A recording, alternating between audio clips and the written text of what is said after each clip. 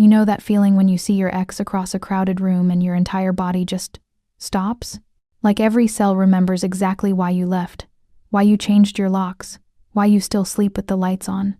That's what happened to Melanie Carson the moment she spotted Scott Foster leaning against the marble bar, swirling whiskey like he owned the place, like he still owned her. Scott Foster. 6 feet of controlled violence in a rental suit, nursing whiskey like it was communion. Her ex. The man who'd told her that love meant obedience, that no one else would ever want damaged goods, that leaving him would be the biggest mistake of her pathetic life. Their eyes met across the crowd. His mouth curved into that smile, the one that used to come right before his fist. "Told you I'd always find you," he mouthed. The jazz quartet was playing something slow and honey-sweet, completely oblivious to the fact that Melanie's lungs had forgotten how to work. Around her, Manhattan's elite sipped Dom Perignon and discussed their summer homes in the Hamptons. Nobody noticed the woman in the borrowed red silk gown slowly drowning in the middle of their elegant party. Her fingers trembled around her event tablet. 3 years. She'd spent 3 years clawing her way out of his shadow, rebuilding herself piece by broken piece. She'd left Chicago, changed her number, told herself she was safe in New York. Her son was with her mother tonight, thank God. Because if Scott knew about— No, don't think about that. The red gown suddenly felt too tight, too exposed. She'd borrowed it from her best friend Maya, who'd insisted she needed to own her power tonight. Power! What a joke. She was the same terrified woman who used to hide kitchen knives in her coat pockets, who'd memorized the exits in every room, who still flinched when men moved too quickly. Scott started walking toward her. The room tilted. Melanie backed up, her heel catching on nothing, and that's when she collided with something solid. Someone solid. Strong hands caught her shoulders, steadying her before she could fall. The scent hit her first. Leather and smoke and cedar.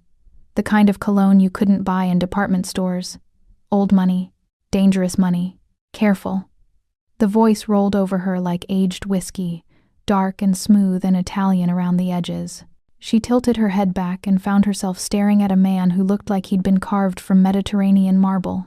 Severe cheekbones, a jaw that could cut glass, and eyes so dark they were almost black. A scar traced from his left eyebrow into his hairline, a silver thread against olive skin. He wore a Tom Ford suit like it was armor, tailored perfectly to shoulders that suggested he did more than sign papers and attend galas. "You look like you're running from ghosts," he observed, his gaze flicking past her toward the bar where Scott had frozen mid-step. The ghost was watching. The ghost was always watching. Welcome back, my beautiful family and friends. If you're ready for another captivating story, go ahead and click subscribe, like this video, and tell me in the comments where in the world you're watching from. I love knowing how far our stories travel and how many hearts they reach. Your support helps us bring even more thrilling tales your way. And trust me, you won't want to miss what's coming next. Now, settle in. Let's begin the story. Around them, the crowd had gone strangely quiet. People were backing away, creating space like this stranger was radioactive.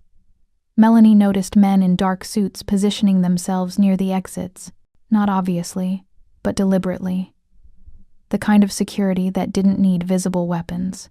Cristiano Barone, someone whispered nearby, and the name rippled through the crowd like a prayer or a curse. She couldn't tell which. She knew that name. Every coordinator in Manhattan knew that name. He owned half the luxury venues in the city, or at least, that's what people said in daylight. At night, the rumors got darker. Stolen art, underground auctions, the kind of power that made the FBI nervous and made other men disappear. Melanie's heart was hammering so hard she was sure he could feel it through her back. Scott was still watching, his face twisted with something ugly, rage mixed with fear. He'd seen who she'd bumped into. He was backing away now, slowly, like a dog that had just spotted a bigger predator. And suddenly, Melanie had the worst, most brilliant idea of her entire life. She turned in Cristiano's grip, his hands still steadying her, warm through the silk of her gown, and looked up at this dangerous stranger with his scarred face and his predator's eyes. "I need a favor." Her voice came out stronger than she expected. Maybe because the champagne she'd been stress sampling all evening was finally hitting her bloodstream. Maybe because terror and alcohol made excellent courage when mixed correctly. One dark eyebrow rose fractionally. "A favor. Please, kiss me," she blurted, her voice barely a whisper. "My ex is watching. Just, please." Cristiano's eyes narrowed, dark and assessing. "You don't even know who I am." "I don't care," she said, the words trembling but sure. "He's watching." A pause. Then, with the faintest smirk, Cristiano set his glass aside. "Then let's give him something worth watching." The entire ballroom seemed to hold its breath. Even the jazz quartet had faltered into silence. Cristiano's hand moved from her shoulder to cup her jaw, his thumb brushing her cheekbone with surprising gentleness. This close, she could see his eyes weren't just black. They held flecks of amber, like embers in dark water. She could see the faint stubble along his jaw. Could feel the controlled strength in the way he held her. Like he was very used to measuring exactly how much force to use. "Do you have any idea who I am?" His voice was low enough that only she could hear, intimate as a secret or a threat. "Someone everyone's terrified of," Melanie whispered back, reckless with heartbreak and champagne and 3 years of running. "Which makes you perfect for what I need." Something flickered in those dark eyes. Amusement, maybe. Or interest. His thumb traced her lower lip, and Melanie's breath caught despite everything. The panic, the fear, the fact that she'd just asked a complete stranger to kiss her in front of Manhattan's elite. "This is a terrible idea," Cristiano murmured, but he was already lowering his head. "All my best ideas are terrible," she breathed. When his mouth touched hers, the entire world disappeared. It started as performance. Melanie was certain of that. Cristiano Baroni was simply doing a desperate woman a favor, giving her a moment of dignity in front of her abusive ex. A calculated gesture from a calculated man. But somewhere between the first touch of his lips and the second breath, it stopped being theater and became something else entirely. His mouth was warm and tasted like the Macallan she'd seen him holding earlier. Smoke and complexity, and something darker underneath. His hand slid into her hair, pins scattering as he tilted her head to deepen the kiss. And Melanie forgot they had an audience. Forgot that she'd only asked for a simple press of lips. Forgot everything except the way his other hand had moved to her waist, pulling her closer against that expensive suit, against the solid heat of him. She made a sound. Something embarrassingly desperate, needy, and felt him smile against her mouth. Then he bit her lower lip, gentle but possessive, and Melanie's knees actually buckled. He caught her, of course, shifted his weight to support her like women fainted into his arms every day. Maybe they did. When he finally pulled back, Melanie's carefully applied lipstick was ruined, and her hair had come loose from its elegant twist. Cristiano looked completely unaffected, except for a slight darkness in his eyes and the faint trace of her lipstick on his mouth. He wiped it away with his thumb, never breaking eye contact. "Better?" he asked quietly, and his voice had gone rougher, like gravel wrapped in velvet. Melanie couldn't speak. She nodded, her fingers still clutched in his lapels, holding on like he was the only solid thing in a room that had started spinning. Over his shoulder, she saw Scott, pale, furious, backing toward the exit like the coward he'd always been. Afraid. For the first time since she'd known him, Scott Foster looked genuinely afraid. Around them, camera phones were already up. Tomorrow, this moment would be everywhere. Tabloids, social media, whispered gossip over expensive lunches. The woman in red who'd kissed Cristiano Baroni under the chandeliers. She should have been terrified. She'd just made herself visible to a man who controlled the criminal underworld. She'd just tangled herself up with someone infinitely more dangerous than the monster she'd been running from. But standing there in his arms, watching Scott disappear into the crowd, all Melanie felt was free. Cristiano's hand was still at her waist, possessive and warm. His eyes searched her face like he was reading a document written in a language only he understood. "You have no idea what you just started," he said softly. "I don't care," Melanie whispered back, and meant it. The jazz quartet started playing again, filling the silence with something slow and sultry. The gala resumed its elegant rhythm. But Cristiano Baroni didn't let her go, and Melanie Carson didn't ask him to. She'd asked a stranger for one kiss to save herself from a ghost. What she didn't know, what she couldn't possibly have known as she stood there in her borrowed red gown with her heart hammering and her lipstick ruined, was that the man she'd begged for protection was about to rewrite every rule of her carefully rebuilt life.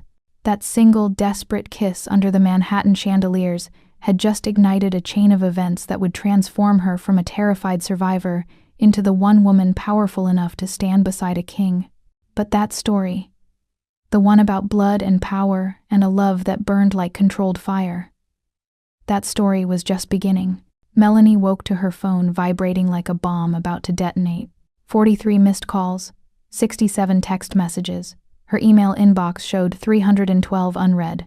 The morning light filtering through her apartment's thin curtains felt accusatory, too bright for the mess her life had become in less than 12 hours. She reached for her phone with shaking fingers and saw Maya's name lighting up the screen for the 44th time. "Tell me you didn't actually kiss Cristiano Baroni last night." Maya's voice came through the second Melanie answered, breathless and panicked. "Tell me the entire internet is lying." Melanie's mouth was dry, her head pounding from the champagne and adrenaline hangover. "I can't tell you that." Oh my God, Mel. Do you have any idea?" Maya's voice broke off into rapid-fire Spanish cursing. "It's everywhere. You're on page 6. You're trending on Twitter.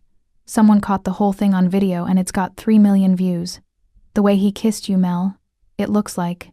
"Like what?" Melanie's voice came out smaller than she intended. "Like he owns you." The words hit like a fist to the sternum. Melanie hung up and opened her news app with numb fingers. The headlines screamed at her from every major outlet. Mystery woman kisses Mafia. King Cristiano Baroni at charity gala. Who is she?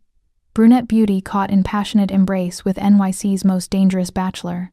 Baroni's new obsession. Exclusive photos inside. The photo was devastating.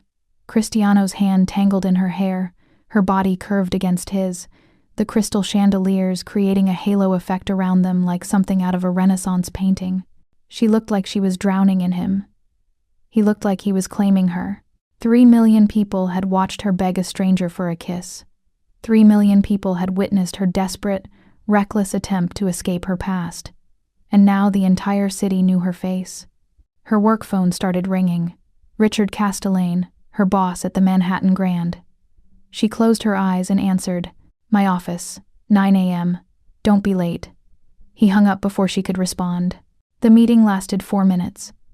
Richard stood behind his desk like a judge delivering sentence, his face red with contained fury. Unprofessional conduct. Fraternizing with guests.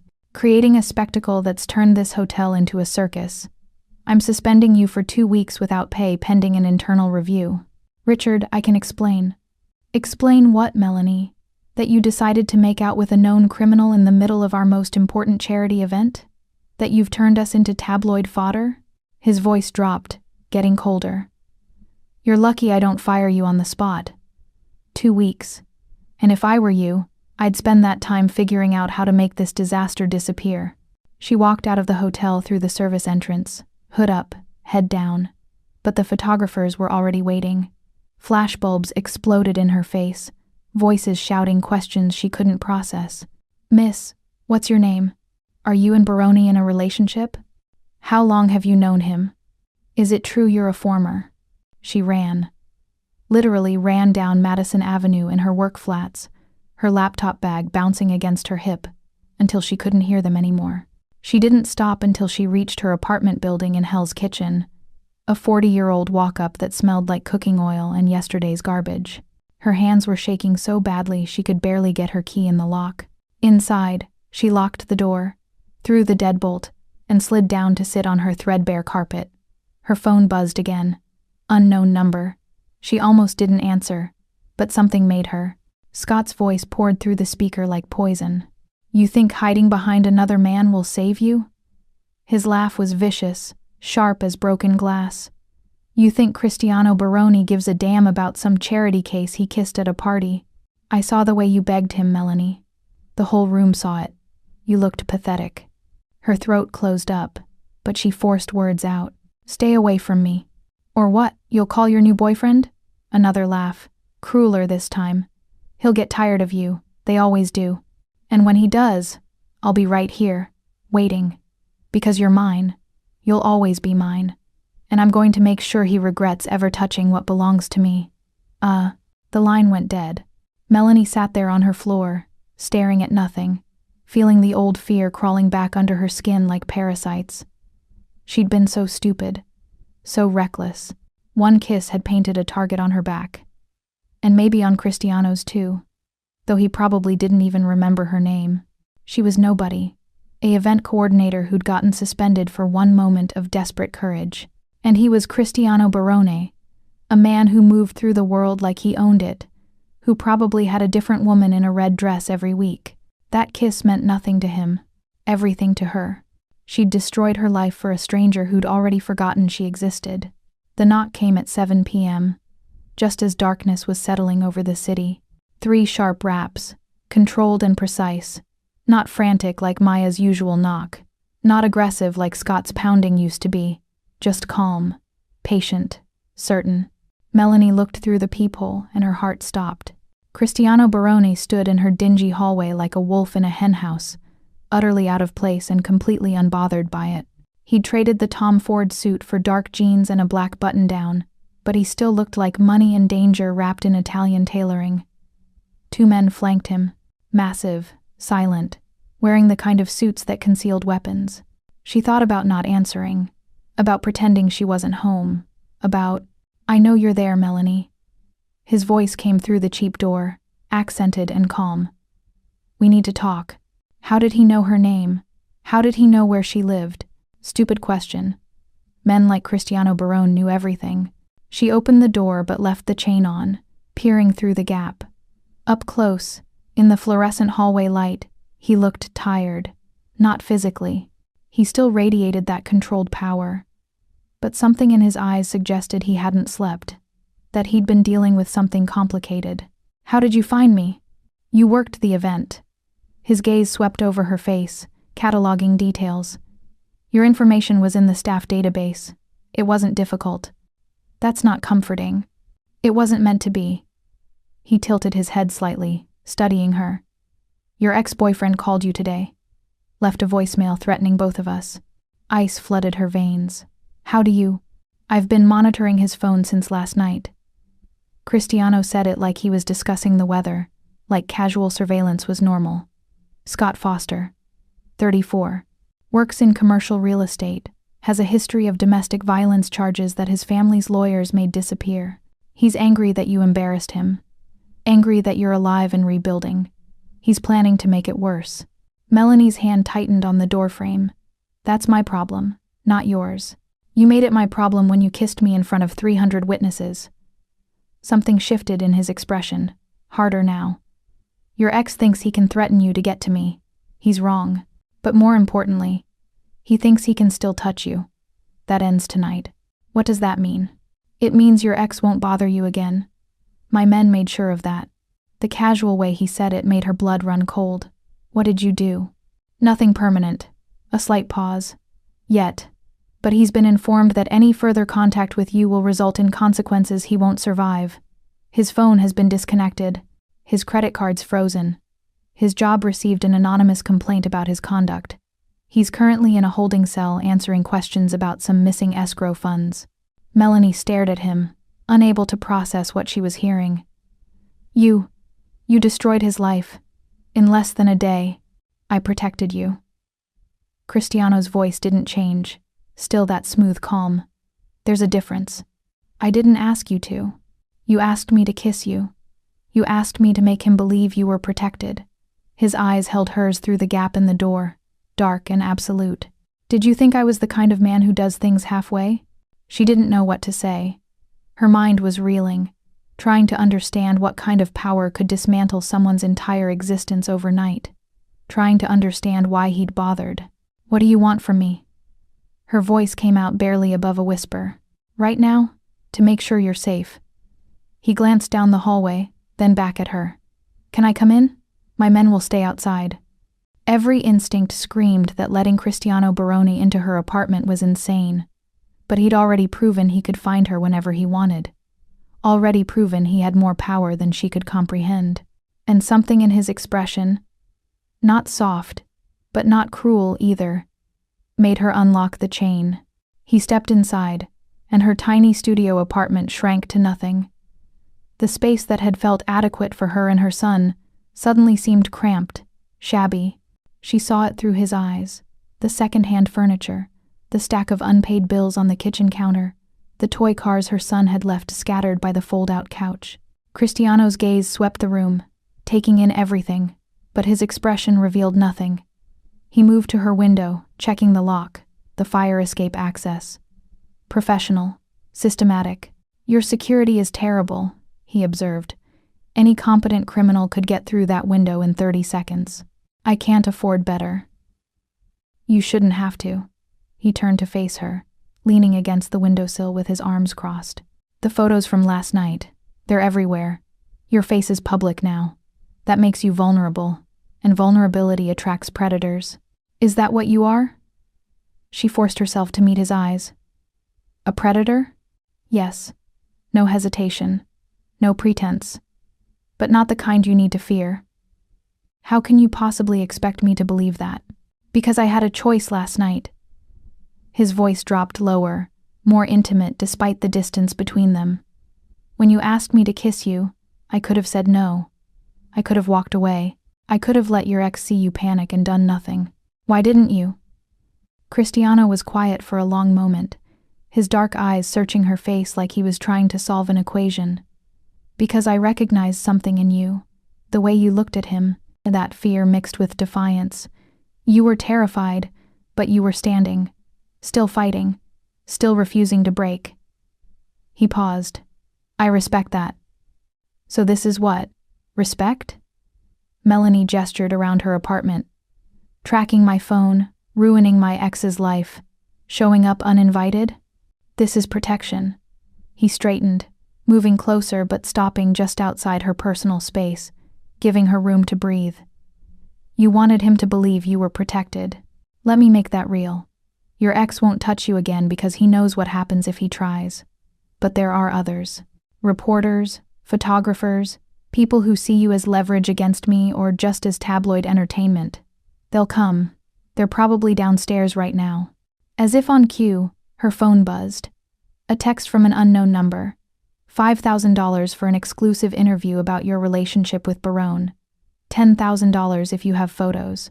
Contact immediately. Cristiano glanced at her screen. "See? So what are you suggesting?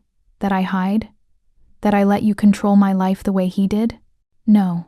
The word came out firm, almost sharp. "I'm suggesting you let me give you the tools to protect yourself. Better security, legal representation, distance from the chaos until it dies down." He tilted his head slightly. "And I'm suggesting you stop thinking of me as another man trying to own you. I don't want possession. I want—" He stopped, seeming to choose his words carefully. "To make sure that kiss we shared doesn't get you killed. You're men," Melanie said slowly, the pieces clicking together. "When you said your men made sure he wouldn't bother me." "I have resources," Cristiano interrupted smoothly. "People who handle problems, legally, usually, sometimes less so. That's the world I operate in." "You're talking about the Mafia." She said it flatly. No question mark. "I'm talking about power structures that exist in every major city. Some people call it organized crime. I call it business with consequences." His gaze never wavered. "But yes, if you want to use that word, I'm the head of the Barone family. We control interests in New York, New Jersey, parts of Connecticut. We're not what you see in movies. We're quieter, cleaner, but no less dangerous to people who threaten what's ours. And I'm what's yours now." The question came out bitter. "You became connected to me the moment that photo went public." Not an answer, exactly, but not a denial either. "Whether you like it or not, people now associate you with the Barone name. That brings protection, but it also brings attention. I'm offering to help you navigate that." Melanie wrapped her arms around herself, trying to process everything. "I just wanted him to leave me alone. That's all. One kiss to make him think I'd moved on." "I know." Cristiano's voice softened fractionally. "But nothing is ever that simple. Not in my world. You lit a match, Kara, and now we're both standing in the flames. The question is whether you want to burn alone or let me help you control the fire." She looked at him. Really looked. At the scar that suggested violence in his past. At the expensive watch that suggested power in his present. At the eyes that suggested he'd seen things she couldn't imagine and made peace with them long ago.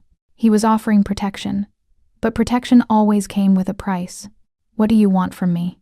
she asked again, needing to understand the cost. "Right now, nothing. Eventually?" He moved closer, just one step, his voice dropping to something almost intimate. "I want to understand why a woman desperate enough to kiss a stranger is still brave enough to question him. I want to know what kind of strength it takes to survive what you've survived and still have the courage to ask for help. I want—" He stopped, his jaw tightening. "To make sure that when this is over, you're not broken. I'm already broken." "No." The word was absolute. "You're cracked. There's a difference. Broken things don't stand. Don't fight back. Don't walk up to dangerous men and demand kisses." A ghost of a smile touched his mouth. "You're not broken, Melanie Carson. You're dangerous. You just don't know it yet." The word settled between them like a promise or a threat, she couldn't tell which. "I need to think," she finally said. "Think fast." Cristiano moved toward the door, his men straightening as he approached. "Because tomorrow morning, reporters will camp outside this building. Your landlord will receive offers for information about you. Your friends will be contacted. Your mother—" He paused. "Your son will become part of this story unless you let me help you disappear until it dies down." Her blood turned to ice. "How do you know about—" "I know everything about you now. Not cruel, just factual. It's how I stay alive. But more importantly, it's how I keep the people under my protection alive. Your son is 5. His name is—" "Don't." The word came out sharp, protective. "Don't say his name." Cristiano nodded slowly. "Then let me protect both of you. You don't have to trust me. You don't have to like me. But you need to be smart about this." He opened the door, his men moving to flank him in the hallway. "I'll have someone outside your building tonight," he said without looking back. "Tomorrow morning, a car will be waiting. The choice is yours, Melanie. Stay here and face the chaos alone, or accept help from a man who has the resources to make you invisible." "Why?" The question burst out of her.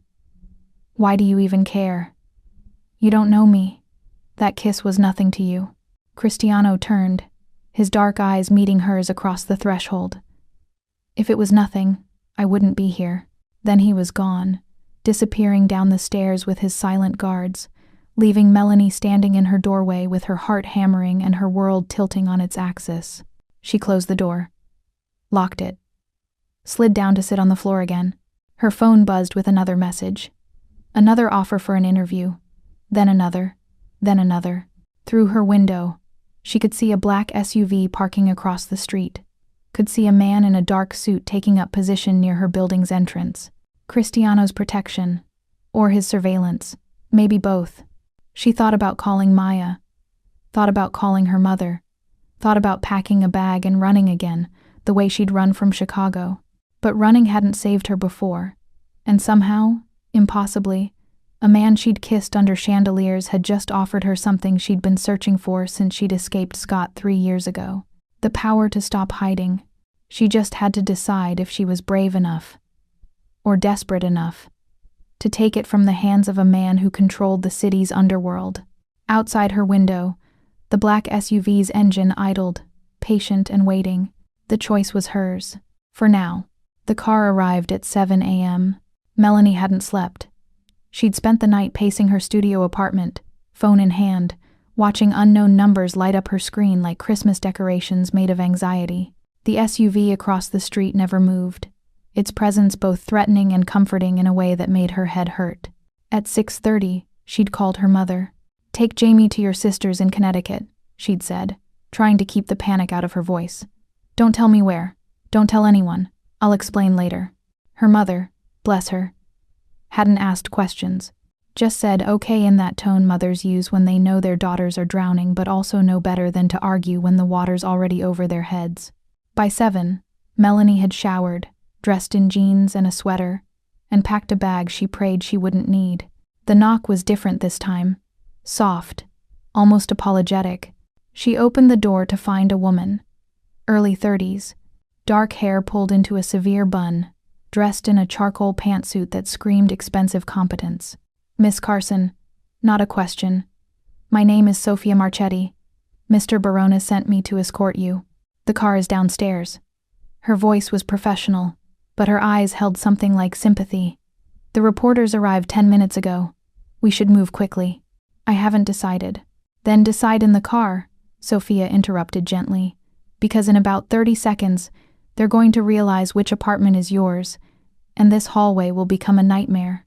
As if choreographed, voices erupted from the stairwell, footsteps pounding upward, a man shouting, "Fourth floor." Someone said 4th floor. Sophia's hand was suddenly on Melanie's elbow, firm but not controlling. Now would be good. They moved fast. Down the fire escape instead of the main stairs, Sophia navigating the rusted metal in her heels like she'd done this 1,000 times before. A black Mercedes waited in the alley, engine running, rear door already open. Melanie climbed in, and the door shut behind her with the solid thunk of German engineering and bulletproof glass. Cristiano sat in the far corner of the back seat, dressed in a navy suit that probably cost more than her monthly rent. Scrolling through his phone like orchestrating escapes was just another Tuesday morning task. He glanced up as the car pulled away from her building, taking in her overnight bag and the exhaustion in her face. "You didn't sleep." "Funny thing about having your life implode," Melanie said, aiming for sarcasm, but landing somewhere closer to exhaustion. "It interferes with rest. Coffee." He handed her a to-go cup from some place she'd never heard of, probably because it only served people who owned small countries. "You take it black, 2 sugars. Sophia did her research. Melanie took the cup because she needed the caffeine more than she needed pride. "Where are we going?" "Somewhere safe. Somewhere you can breathe without cameras in your face." He pocketed his phone, giving her his full attention. "And somewhere we can talk about what happens next." "Which is?" "That depends on you." The city slid past the tinted windows. Early morning Manhattan transforming from nightmare to something almost beautiful in the soft light.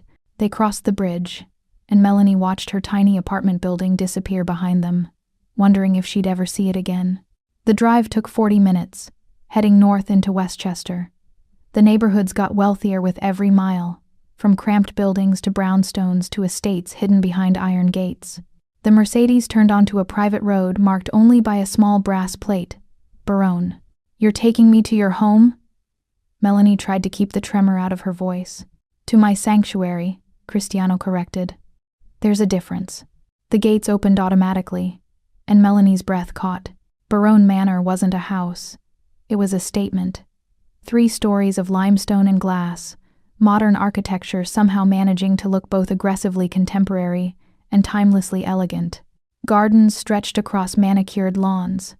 A fountain, actual marble fountain, dominated the circular drive. Beyond it, she could see the Hudson River glittering in the morning sun. "This is insane," she whispered. "This is protection."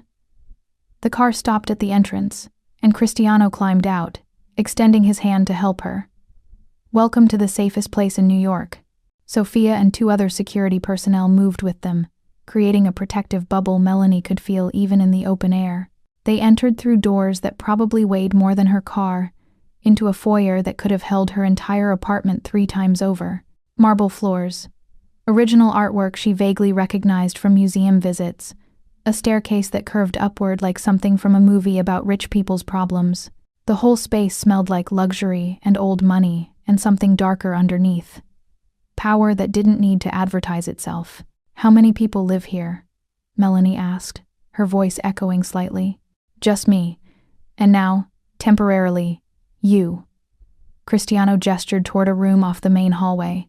A library with floor-to-ceiling bookshelves and leather furniture that looked like it cost more than her education. "Sit. We'll talk." She sat because her legs were shaking. Cristiano took the chair across from her, not the dominant position behind the desk, but something closer to equal footing. Sophia appeared with water and fruit, then disappeared like a ghost. "I want you to understand something," Cristiano began, his elbows on his knees, hands clasped. This isn't kidnapping. You can leave whenever you want, but if you leave now, you walk back into that chaos. The reporters, the speculation, the danger. Your face is public. Your name is connected to mine. That doesn't disappear just because you're uncomfortable. So this is a cage, Melanie said flatly. This is an opportunity. He leaned back, studying her. The world thinks you're mine. Let's use that. Stay here until the noise dies down. A week, maybe 2. Let me provide security while you figure out your next move. In the meantime, you're under the protection of the Barone name, which means anyone trying to hurt you has to go through me first. And what do you get out of this? Something flickered across his face. Too quick to read. Peace of mind that the woman I kissed doesn't end up in the Hudson because some tabloid photographer pushed too hard. And honestly, he met her eyes. You interest me. A woman brave enough or desperate enough to kiss a stranger, smart enough to know I'm dangerous, and still here asking questions instead of running. That's rare. So I'm what? Entertainment. You're a variable I didn't anticipate. Not quite an answer. And I don't like unanticipated variables, which means I'd rather have you close where I can understand you. That's not comforting. It's not meant to be comforting. It's meant to be honest. He stood, moving to the window overlooking the grounds. I'm not a good man, Melanie. I've done things that would horrify you. I will continue to do things that would horrify you. But I have a code, and that code says you don't let innocent people suffer when you have the power to prevent it. I kissed you. That doesn't make me your responsibility. No. He turned, backlit by the morning sun, his expression shadowed. But it makes you my problem, and I protect what's mine, even when the thing in question doesn't want to be mine, especially then. The words settled heavy in the room. Melanie sipped her expensive coffee and tried to process the impossible choice in front of her. Return to chaos and vulnerability, or stay in luxury with a man who controlled violence the way other people controlled spreadsheets. What are the rules? She finally asked. You don't leave the grounds without security. You don't speak to reporters. You don't contact your ex. Not that he can contact you anymore, but the rule stands. Cristiano moved back toward her, his presence filling the space. Beyond that, the house is yours, the library, the grounds, the pool. Sophia will make sure you have whatever you need. Your son can visit when it's safe. And you have my word. No one touches you here. Not my men, not me, not anyone. Your word. She let skepticism color the words. It's worth more than you think. He crouched down, bringing himself to her eye level, close enough that she could see the amber flecks in his dark eyes again. I know what your ex did to you. Sophia's research was thorough. I know about the hospital visits you claimed were accidents, the police reports that never went anywhere, the way you disappeared from Chicago in the middle of the night with a 2-year-old and nothing but a suitcase. Melanie's hands tightened around the coffee cup. That's private. Nothing is private when you're under my protection. I need to know what I'm protecting you from. His voice gentled fractionally. But here's what I also know. You survived him. You rebuilt. You made a life for yourself and your son in a city that doesn't forgive weakness. That takes strength most people can't imagine.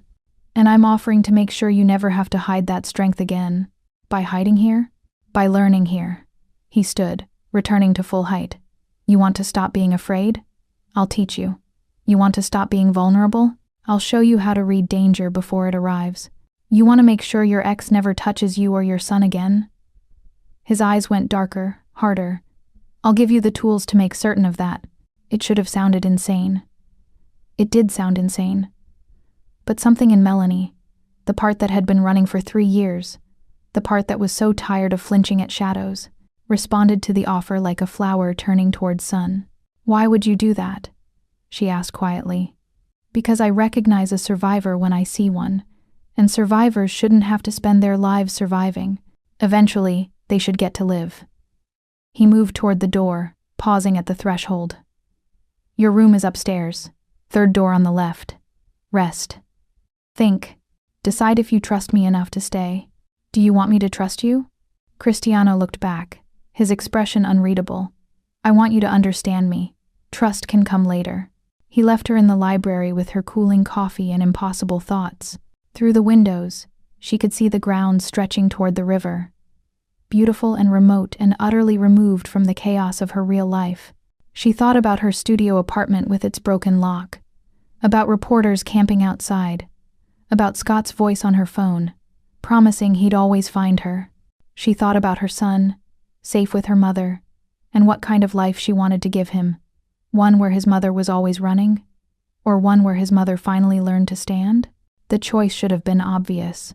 It should have been easy. But Melanie had learned the hard way that safety always came with a price, and she wasn't sure yet what Cristiano Baroni's protection was going to cost her. She finished her coffee, set the cup down, and went to find her room. If she was going to make a deal with the devil, she at least wanted a good night's sleep first. 5 days. That's how long it took for Melanie to stop flinching every time Cristiano entered a room. Not because he was threatening. He never raised his voice, never moved too quickly, never invaded her space without permission. But his presence carried weight, a gravitational pull that made the enormous manor feel suddenly smaller, the air suddenly thicker. She'd spent those 5 days learning the geography of her gilded cage, the library where she could lose herself in books she'd never had time to read, the gardens where morning mist clung to roses like secrets, the pool house with its floor-to-ceiling windows overlooking the Hudson. Sophia checked on her regularly, never intrusive but always present. Security patrolled the grounds in shifts she was learning to recognize. And Cristiano. Cristiano moved through it all like a shark through water, silent and lethal and strangely beautiful. She'd watched him from the library window, taking calls in Italian that sounded like negotiations or threats or both. Watched him in the gym at dawn, moving through forms that looked like martial arts but felt more like controlled violence. Watched him at dinner, the few times he actually sat down to eat, cutting his food with the same precision he probably used to cut through people's lives. On the 6th day, he found her in the library, curled into one of the leather chairs with a book she wasn't actually reading. "You've been avoiding me," he observed, not sitting, just standing in the doorway like he was giving her space to run if she needed it. "I've been processing." "And what have you processed?" Melanie closed the book. "That this is real. That I'm actually staying in a mansion owned by a mafia boss. That my face is still on tabloids, but at least I'm not dealing with reporters. That my son is safe. That I have no idea what happens next." "What do you want to happen next?" The question caught her off guard. "I want to go back to work. I want my normal life back. I want..." She stopped, because the truth was harder than the lie. "I want to stop being afraid." Cristiano moved into the room properly now, sitting in the chair across from her, in the same positions they'd taken that first morning, like they were establishing some kind of ritual. "Then let's start there. What are you afraid of? Besides the obvious?" She gestured vaguely at him, at the house, at everything. "I'm afraid Scott will find a way to hurt my son. I'm afraid I'll never be safe. I'm afraid I'll spend my whole life looking over my shoulder." "Those are reasonable fears. Thank you for validating my anxiety," she said dryly. A ghost of a smile touched his mouth. "What if I told you they were also solvable? I'd ask what the catch is." "The catch is you have to stop thinking like a victim." He leaned forward slightly, his intensity focused entirely on her. "Your ex hurt you because you didn't have power. He threatened you because he thought he could. He haunts you because you still give him space in your head. All of that changes the moment you decide to take control. That's easy to say when you have an army and unlimited resources. I didn't always." The admission was quiet, unexpected. "I was 11 when my father was killed. Rival family. They burned our house, killed my mother, left me with this." He touched the scar on his face almost absently. "And a choice. Die quietly or learn to become dangerous. I chose danger." Melanie stared at him, seeing past the expensive suit and controlled power to the boy who'd survived something unspeakable. "I'm sorry. I'm not." His eyes met hers, unflinching. "Because that night taught me the most important lesson of my life. Fear is only powerful if you're alone. Stop being alone. Stop being afraid." "Is that what you're offering? Company?" "I'm offering education." He stood, moving to the bookshelf, pulling down a slim volume. "Tonight, Dinner. Then we start. Start what? Teaching you to stop running. The dinner was intimate. Just the two of them at a table that could have seated 20. Candles providing the only light. The food was Italian, probably prepared by some chef who'd won awards Melanie had never heard of, and it tasted like comfort and danger mixed together. Cristiano ate slowly, watching her over his wine glass. Tell me about him, he said finally. Not the police report version, the real version. Melanie's fork stopped halfway to her mouth. Why? Because I need to understand what you're recovering from. And because you need to say it out loud to someone who won't flinch. She set down her fork. He was charming at first. That's the cliché, right? They always are. Scott was ambitious, successful, told me I was beautiful when I sang at this jazz club in Chicago. Made me feel like I was the only woman in the world. Her voice went flat, mechanical. Then we moved in together and he started controlling everything. What I wore, who I talked to, where I went. When I questioned it, he'd tell me it was love, that he was protecting me. And when you pushed back? He pushed harder. She met Cristiano's eyes, refusing to look away. The first time he hit me, I was pregnant. 3 months. He said I'd embarrassed him at a work dinner by laughing too loud. Split my lip, then cried and apologized and swore it would never happen again. She laughed bitterly. It happened again, and again. And by the time my son was born, I was too afraid to leave, too broken to think I could survive without him. Cristiano's knuckles had gone white around his wine glass, but his expression remained controlled. What changed? He went after Jamie. My son was 2, crying because he was sick, and Scott grabbed him. Her voice cracked. He was going to hurt my baby. So I grabbed the lamp, hit Scott hard enough to knock him down, and ran. Took Jamie, 1 suitcase, and disappeared into New York. The silence that followed was heavy, charged with something dangerous.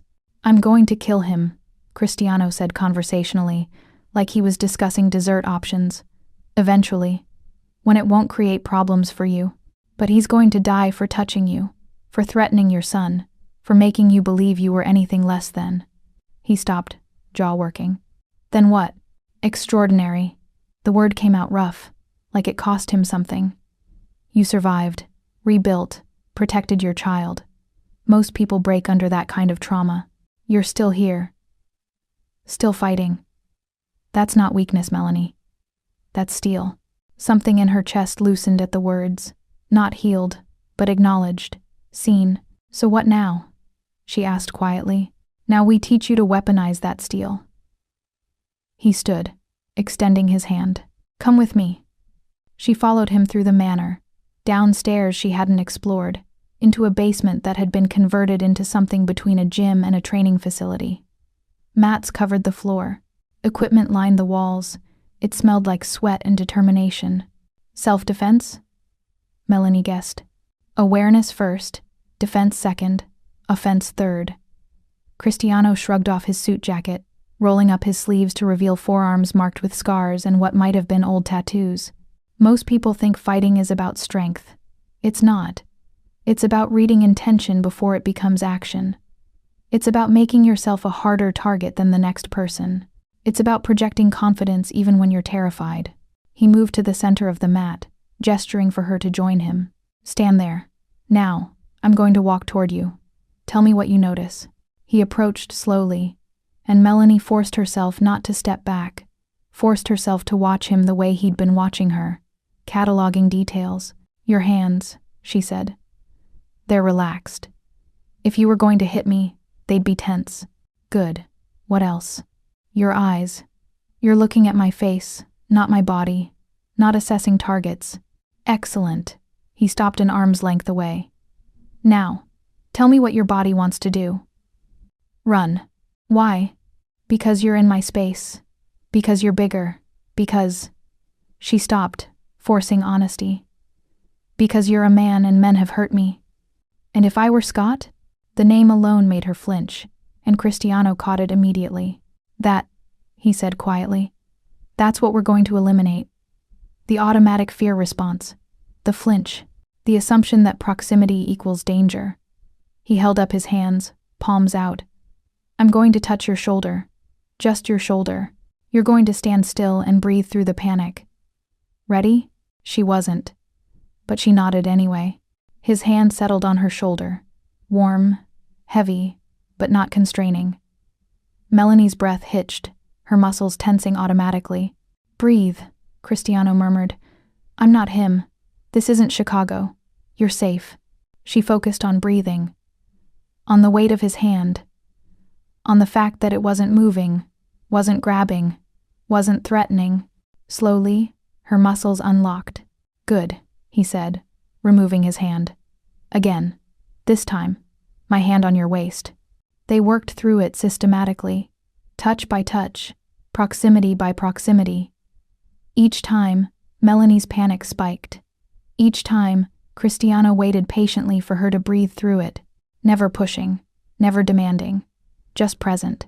An hour later, she could stand with him behind her, his hands on her shoulders, without flinching. That's enough for tonight, he said, stepping back and giving her space. How do you feel?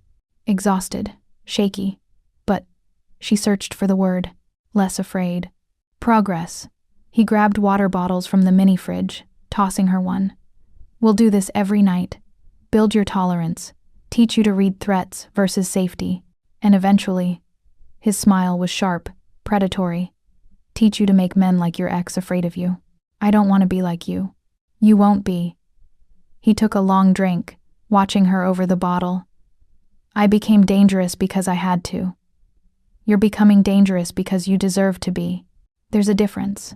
They stood in the training room, both breathing hard, sweat cooling on skin, and something shifted between them.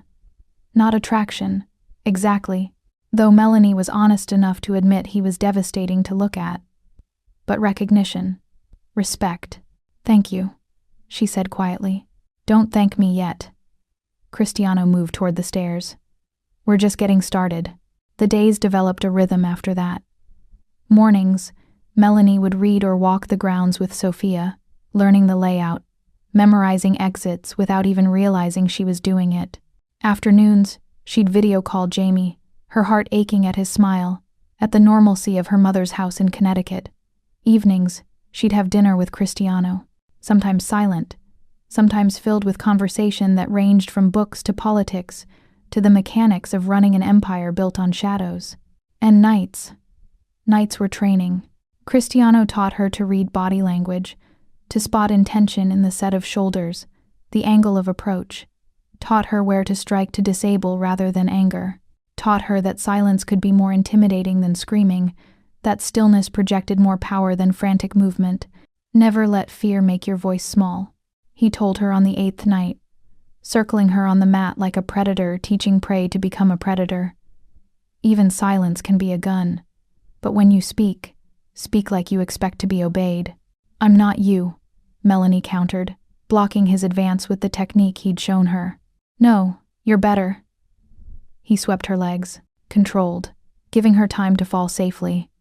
I command through fear, you could command through respect. Much more powerful. She hit the mat, rolled, came up in a crouch. You're trying to build my confidence. I'm trying to show you what you already are. He extended his hand to help her up. You survived, Scott. You protected your son. You walked up to a stranger at a party and demanded help. That's not weakness, Kara. That's a woman who knows what she wants and takes it. His hand was warm, calloused, strong. Melanie let him pull her up, and suddenly they were too close, breathing the same air, the training session shifting into something else. You're dangerous, she whispered. So are you. His thumb brushed across her knuckles. You just needed someone to point it out. The moment stretched, tension building like a storm about to break. Melanie could feel her pulse in her throat, could see the same awareness in Cristiano's dark eyes. Then he stepped back, releasing her hand, the spell breaking. That's enough for tonight. You're learning quickly. She wanted to protest. Wanted to close the distance he'd created. Wanted. No, she couldn't want him. That was insane. He was a criminal. A killer. A man who controlled violence the way other people controlled their tempers. But he was also the first man in years who'd touched her without taking, who'd given her power instead of stripping it away. Cristiano. Go to bed, Melanie. His voice had gone rough, almost pained. "Before one of us does something we'll regret." She left the training room, her heart hammering, her body humming with adrenaline and something more dangerous. Upstairs, in her borrowed room with its silk sheets and river views, she lay awake and tried not to think about the way his hands had felt on her skin, the way he'd looked at her like she was worth protecting, worth teaching, worth. Her phone buzzed, a text from an unknown number. "The reporters are starting to lose interest. Another week and you can go home if you want, but I hope you'll stay longer. See." She stared at the message, her thumb hovering over the keyboard. She should want to leave, should want to return to normal life, to her apartment and her job and her independence, but normal life had been surviving. And for the first time in years, she was learning to live. She typed, "What happens after I stop flinching?" His response came immediately. "Then we teach you to fight back." Melanie set down her phone and stared at the ceiling, her mind racing. Somewhere in this enormous house, Cristiano Barone was probably awake too, probably thinking similar impossible thoughts. They were playing with fire. The question was whether they'd burn, or whether they'd learn to control the flames together. The FBI arrived on day 13. Melanie was in the garden, morning sun warming her skin, practicing the breathing techniques Cristiano had taught her, counting inhales, extending exhales, staying present in her body. She'd just noticed how good it felt to exist without fear for once when Sophia appeared on the path, her expression carefully neutral. "Miss Carson, we have visitors." The agents were already in the library by the time Melanie arrived. Two of them, matching dark suits and practiced expressions that oscillated between sympathy and suspicion. A woman, mid-40s with steel gray hair, and a younger man who looked like he'd graduated from Quantico approximately 15 minutes ago. Cristiano stood by the window, his posture relaxed, his eyes calculating. He'd clearly been in the middle of a call when they'd shown up, his phone still in hand, his suit jacket unbuttoned in that way that meant he'd been pacing. "Miss Carson," the female agent said, standing as Melanie entered. "I'm Special Agent Rachel Morrison, FBI. This is Agent Kim. We'd like to ask you some questions." "About what?" Melanie's voice came out steadier than she expected. Weeks of training paying off in unexpected ways. "About your relationship with Mr. Barone." Agent Morrison's smile was professional, cold, and specifically, how you came to be staying at his residence. "I'm a guest," Melanie said simply, moving to stand near Cristiano, not behind him for protection, but beside him. "A choice. After a photograph of us together went public, I received threatening messages. Mr. Barone offered me a safe place to stay until the media attention died down." "Threatening messages from whom?" "My ex-boyfriend, Scott Foster." Agent Kim consulted his notes. "The same Scott Foster who's currently under investigation for embezzlement and is claiming he's being framed?" Melanie's blood went cold. She glanced at Cristiano, who remained impassive. "Is he claiming I'm involved in that?" she asked carefully. "He's claiming you're being used." Agent Morrison stepped closer, her gaze sharp. "That Mr. Barone is using you as a civilian front to legitimize his operations. That your presence here is part of a larger strategy to appear sympathetic to law enforcement. That's absurd." "Is it?" The agent's eyes narrowed. "You worked, as an event coordinator. You have no connection to organized crime. And yet you're living in the home of a man we've been investigating for years. You can see why that raises questions." "I can see why you'd want it to raise questions," Melanie countered, her voice hardening. "But the truth is simpler and sadder. I was at a charity event. I saw my abusive ex. I panicked. Mr. Barone was kind enough to help me, and when the resulting publicity put my son in danger, he offered sanctuary. That's it. There's no conspiracy." Agent Morrison exchanged a look with her partner. "Your ex-boyfriend claims Mr. Barone's organization has been harassing him, freezing accounts, interfering with his business, threatening him." "Good," Melanie said flatly, surprising herself. "He beat me for 2 years. He threatened to hurt my child. If someone's finally making him face consequences, I'm not going to apologize for that, even if those consequences are illegal." "Are you asking if I know about Mr. Barone's business practices?" Melanie held the agent's gaze. I don't.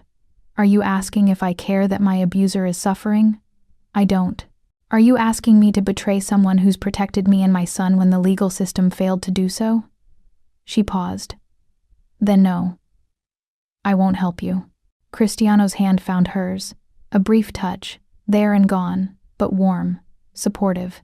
Agent Morrison's expression shifted, something like respect flickering across her features. Miss Carson, we're not trying to victimize you further, but you need to understand who you're involved with. I understand perfectly, Melanie said quietly. Better than you think. The agents left with warnings and business cards and thinly veiled threats about obstruction.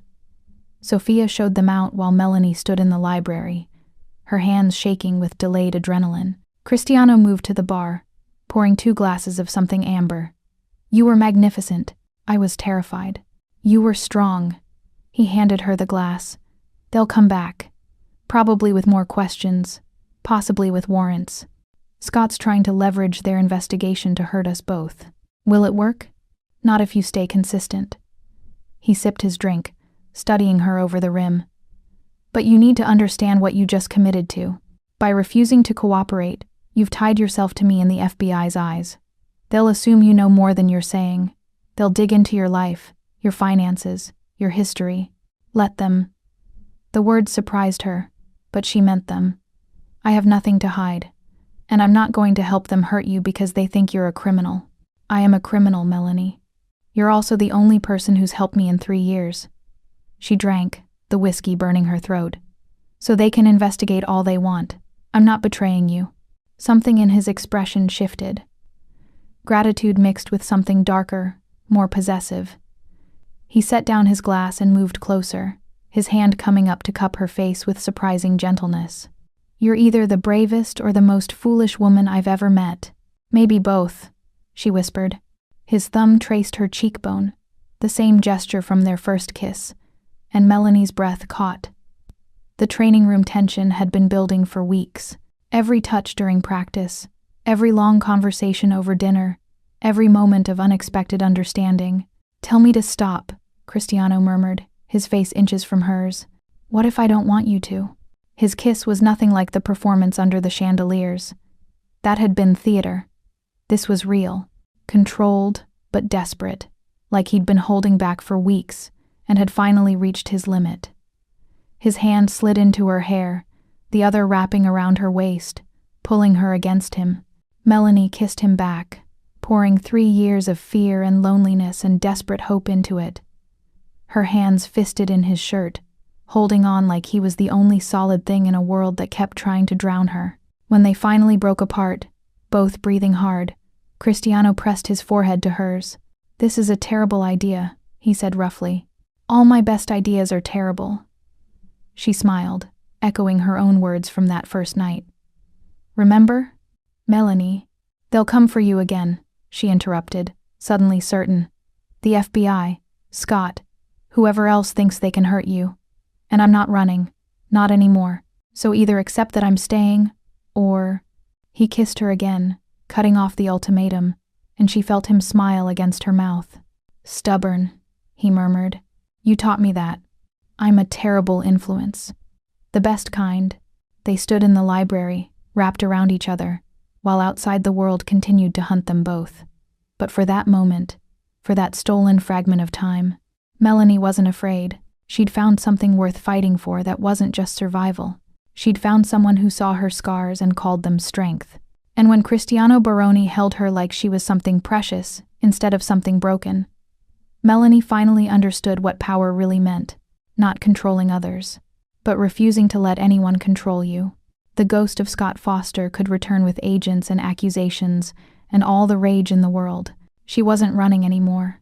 She was learning to stand. And beside her, teaching her every step of the way, was the most dangerous man in New York, who looked at her like she was the dangerous one, which meant Scott Foster had made his biggest mistake the night he'd smirked at her from that bar. He'd forced her to find protection from a man who never did anything halfway. And Cristiano Baroni had just declared, silently, through action rather than words, that Melanie Carson was his to protect, which meant Scott's days were numbered. They both knew it. The only question was how long the ghost would take to realize he was already dead. 3 weeks became a month became 6. The FBI circled like sharks, but Melanie gave them nothing. Agent Morrison returned twice more, each time with sharper questions and softer threats. Each time, Melanie sat across from her in Cristiano's library and repeated the same truth. She was a guest, she knew nothing about his business, and she refused to be weaponized against a man who'd shown her more respect than the legal system ever had. The tabloids eventually moved on to fresher scandals. Her suspension ended, but Melanie didn't go back to the Manhattan Grand. Instead, she found herself in Cristiano's office one morning, staring at paperwork for the Baroni Foundation, a charity he'd been funding quietly for years, helping businesses in struggling neighborhoods. "I want to redirect this," she told him, her finger tracing the mission statement, "toward women leaving abusive situations, housing assistance, legal aid, job placement, the things I needed and couldn't find." Cristiano looked up from his laptop, something unreadable in his expression. "You want to run it?" "I want to transform it." She met his eyes. "You built this to clean money and create goodwill. Let me build something that actually saves lives." He studied her for a long moment, then closed his laptop. "Do it. Whatever you need. Resources, contacts, space. It's yours." "Just like that?" "You've done what I never could," he said quietly. "You turned fear into grace. You survived hell and came out wanting to help others survive theirs. That's not something I can teach. That's who you are." The foundation became her cathedral. She met with lawyers, social workers, women who'd escaped situations that mirrored her own. She secured a building in Brooklyn, nothing fancy, but safe, with beds and counselors and guards who understood that protection meant more than muscle. Cristiano watched her transformation with something like awe. She moved through his world now with confidence, speaking to his associates with the same calm authority she used in board meetings. When a DeLuca captain made a crude comment about her role, she'd looked at him with such withering contempt that he'd apologized before Cristiano could reach for his gun. "You're dangerous," Cristiano told her one night, watching her review applications at his desk, her hair piled up, reading glasses perched on her nose. "You keep saying that, because it keeps being true." He moved behind her chair, his hands settling on her shoulders. "The FBI thinks you're my weakness. They're wrong. You're my mirror. You show me what power looks like when it's used for something besides control." She tilted her head back to look at him. "Are you getting philosophical on me?" "I'm getting honest with you." His hands moved to cup her face, thumbs brushing her cheekbones in that gesture that had become theirs. "I love you, Melanie Carson. I've loved you since you begged me to kiss you with terror in your eyes and steel in your spine. And I need you to know that before everything gets worse." Her heart stopped. "Worse how?" "Scott's working with the DeLucas now. They think hurting you will hurt me. They're right." His jaw tightened. "I've increased security. Sophia doesn't leave your side when you're at the foundation, but if he makes a move..." "We handle it together," Melanie interrupted, standing, turning to face him fully. "I love you too, and I'm not running from this fight." Their kiss was fierce, desperate, full of everything they hadn't said in the months of circling each other. Cristiano lifted her onto the desk, scattering papers, his hands in her hair, her legs wrapping around his waist. "I should have told you weeks ago," he murmured against her mouth. "You showed me every day." Her hands framed his face, forcing him to meet her eyes. "You taught me to stop flinching, to stop hiding, to believe I was worth protecting. That's better than words." They made love in his office while the city glittered beyond the windows, while danger circled closer, while the ghost of her past prepared his final move. For those stolen hours, love felt possible. Then her phone rang at 3 a.m. with a number she didn't recognize. Cristiano answered, his voice sleep-rough and immediately sharp. "Who is this?" Melanie heard Scott's laugh through the speaker, venomous and triumphant. "Tell her I have her son. Tell her if she wants to see him alive, she comes alone. No cops, no Mafia boyfriend, just her." A pause. "The old warehouse on Pier 47, 1 hour. And Cristiano, if I see any of your men, the kid dies first." The line went dead. Melanie was already moving, throwing on clothes with shaking hands, but Cristiano caught her wrist. "You're not going alone. He has my son. And I have an army." His eyes were black, absolute. "We're getting Jamie back. But we're doing it smart, not desperate," he said. I don't care what he said. Cristiano was already on his phone, calling in his network. He's dead. He just doesn't know it yet. Cristiano's fury was a living thing, controlled but lethal, burning through Brooklyn like wildfire. Within 20 minutes, the Baroni network had mobilized. Cars appeared from nowhere. Dark sedans with darker windows, carrying men whose eyes held the kind of violence that didn't need advertising. Sophia had already pulled up blueprints of Pier 47, marking exits, weak points, sight lines. "He's using the boy as bait," Sophia said, her voice clinical. "He wants you there, Melanie, to leverage against Cristiano. Classic hostage negotiation, except he's too stupid to realize he's negotiating with someone who doesn't negotiate. Classic hostage negotiating." Melanie couldn't breathe properly. Jamie, her baby, alone with that monster in a warehouse full of God knew what. "We don't have time for strategy," he said 1 hour, "and we'll be there in 45 minutes, but we're going in prepared." Cristiano's hand found hers, squeezed once. "I will get your son back. I will end Scott Foster. And I will make sure everyone who helped him understands what happens when they touch my family." My family. The words wrapped around her heart like armor. They drove in convoy. 3 cars, 12 men, enough firepower to start a small war. Melanie rode with Cristiano, watching the city blur past, every second an eternity. She'd changed into dark clothes at Sophia's insistence, practical boots instead of heels, her hair pulled back. "If shooting starts, you stay behind me," Cristiano said, checking his weapon with practiced efficiency. "No arguments. If he's hurt Jamie, then I'll let you watch me destroy him." His eyes met hers, cold and absolute. "But first we get your son out alive. Everything else is secondary." The warehouse loomed against the East River, abandoned and rotting, the kind of place where bad things happened and nobody looked too closely. Lights burned in the upper windows. Scott's stage, lit and waiting. Cristiano's men spread out like smoke, surrounding the building, cutting off exits. 2 snipers took position on adjacent roofs. Sophia coordinated through an earpiece, her voice steady, turning chaos into chess moves. "He's on the 3rd floor," she reported. Thermal imaging shows 3 heat signatures. Scott, the boy, and 1 unknown. Probably DeLuca muscle. "How's Jamie?" Melanie's voice cracked. "Moving. Conscious. That's all we can tell from here." Not good enough. But it had to be. Cristiano turned to her, his hands framing her face. "I need you to trust me. Can you do that?" "With my life. With his. Then stay close. Stay quiet. And let me work."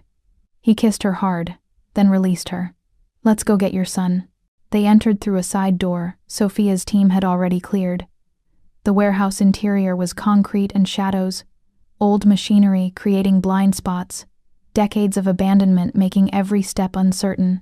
Melanie's heart hammered so loud she was sure Scott could hear it from 3 floors up. Cristiano moved like a predator, weapon ready, his men flanking them in formation. They climbed the stairs, metal grating that rang softly with each step despite their care. On the 3rd floor, light spilled from an open doorway. Scott's voice echoed through the space. "I know you're here, Melanie. I can practically smell your fear. Come on out. Let's talk like adults." Cristiano's hand signal held his men in position. Then he stepped into the light, Melanie half a step behind him. The scene was nightmare made real. Jamie, her 5-year-old son, sitting on a chair in the center of the empty space, his face streaked with tears but otherwise unharmed. Scott stood behind him, one hand on the boy's shoulder, the other holding a gun that looked obscene in the industrial lights. A DeLuca enforcer leaned against the wall, arms crossed, watching with professional detachment. "There's my girl," Scott said, his smile vicious. "And her new boyfriend, the famous Cristiano Barone. I have to admit, Mel, you traded up. Though I wonder if he knows what you're really like. The whining, the weakness, the way you break so easily." Let my son go, Melanie said, her voice steadier than her hands. This is between us. Oh, it stopped being between us the moment you kissed him. Scott's grip tightened on Jamie's shoulder, making the boy whimper. You made me look weak, Melanie. You embarrassed me, and then you hid behind a criminal, like you were suddenly too good for me. You're right, she said, stepping forward despite Cristiano's warning hand. I am too good for you. I always was, and my son will never know what it's like to be afraid in his own home because of a man like you. Brave words from someone whose kid is one trigger pull from dead.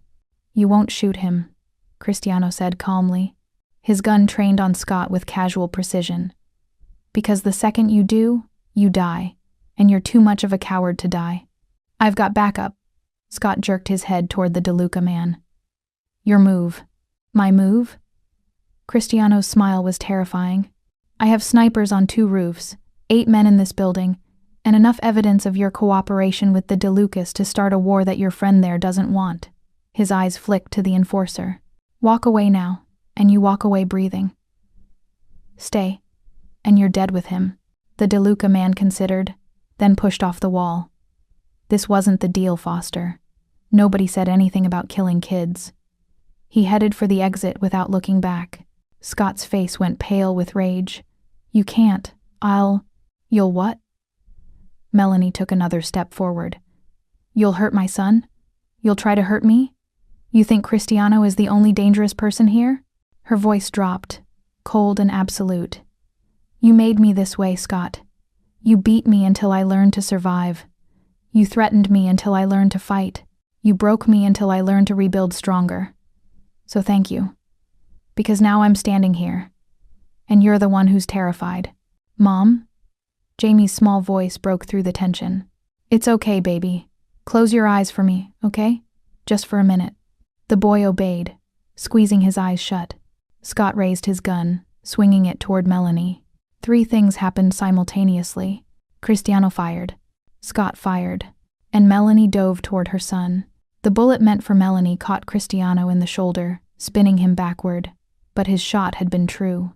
Scott dropped, his gun clattering across concrete, a scream of pain tearing from his throat. Melanie grabbed Jamie, wrapping her body around his, feeling Cristiano's men flood the room, feeling Sophia pulling them both toward safety. Behind her, she heard Cristiano's voice, rough with pain but utterly controlled. You're done, Foster. You're done touching her, done threatening her, done existing in her world. A single gunshot echoed through the warehouse. Then silence.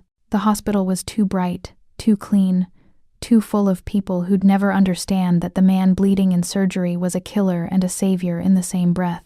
Melanie sat in the private waiting room, the one Cristiano's money had secured within minutes of their arrival, with Jamie asleep across her lap and Sophia standing guard at the door. 4 hours since the warehouse. 4 hours of not knowing if Cristiano would survive the bullet he'd taken for her. Agent Morrison arrived at hour 5, looking exhausted and furious. We have Scott Foster in custody, she said without preamble. Well, what's left of him? Baroni's shot shattered his femoral artery. He'll live, but he'll talk. We're looking at RICO charges against the DeLucas, and Foster's going to prison for kidnapping and attempted murder. Good, Melanie said flatly. Miss Carson, I need to know what happened in that warehouse. My ex-boyfriend kidnapped my son. Cristiano saved him. End of story.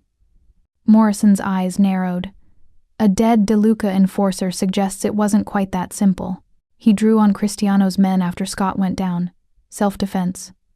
Melanie met the agent's gaze without flinching. You want to arrest someone? Arrest Scott Foster for everything he did to me, to my son, to every woman he's hurt. But Cristiano protected my child when your legal system couldn't. The agent was quiet for a long moment. You're in love with him.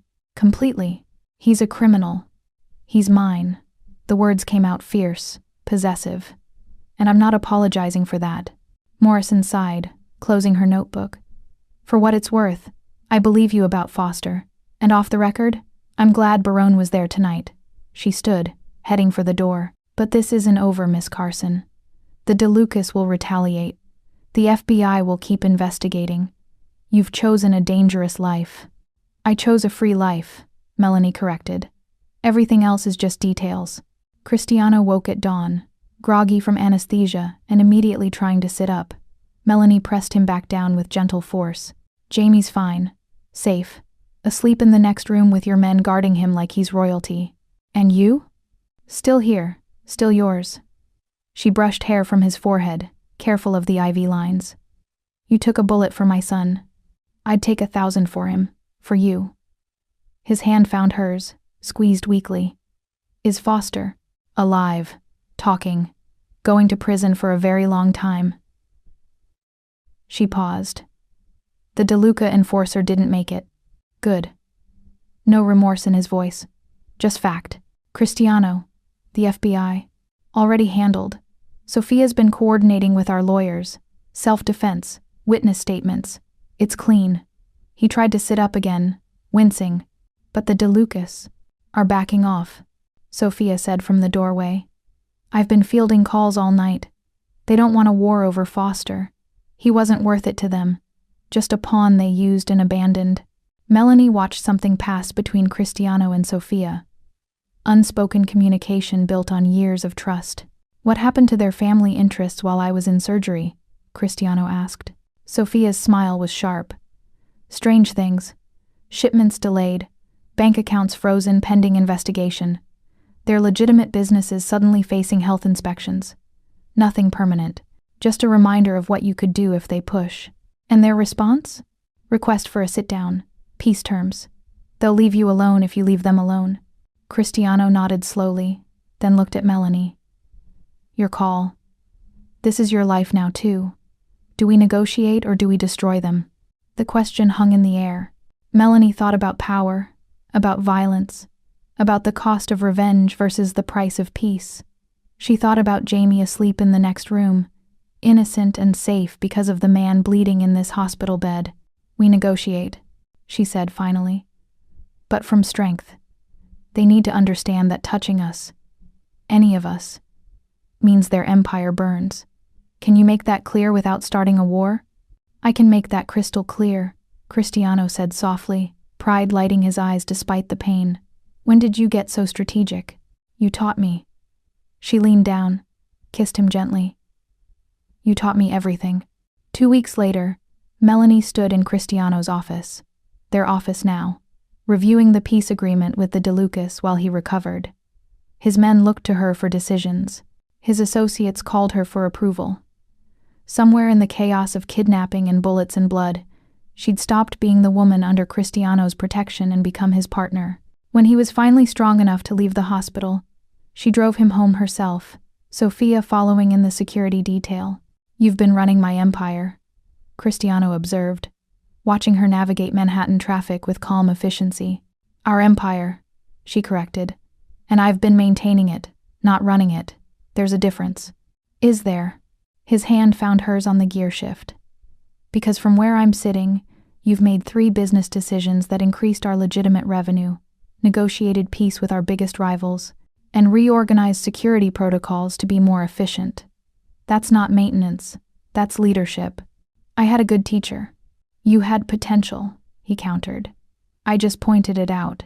Back at the manor, with Jamie running through the gardens under Sophia's watchful eye, they stood in the library where everything had started. You were never my weakness, Cristiano said, pulling her close despite the protests from his healing shoulder. You were the reason I stopped hiding behind power. You showed me what it looks like to be strong without being cruel, to lead without controlling, to love without possessing. Melanie smiled against his chest. And you were the reason I learned to use my power instead of fearing it. You taught me that survival isn't enough, that I deserve to live, not just exist. We're quite the pair. We're perfect. He kissed her then, slow and deep, a promise of futures built on trust instead of fear. Outside, Jamie's laughter echoed through the grounds. Inside, 2 survivors who'd found each other in the worst moment discovered they'd created something better than either had imagined.